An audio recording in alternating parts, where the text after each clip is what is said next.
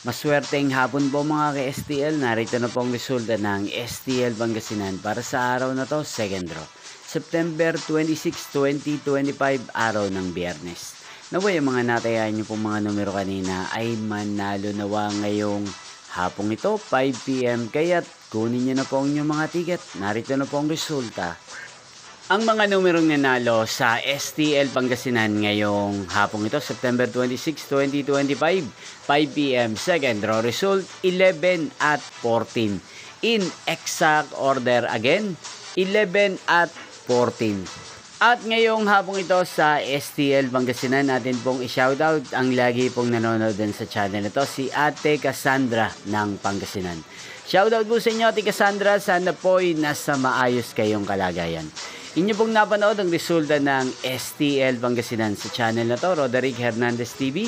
Magkita-kita pong muli tayo mamayang 8:45 PM. Thank you for watching.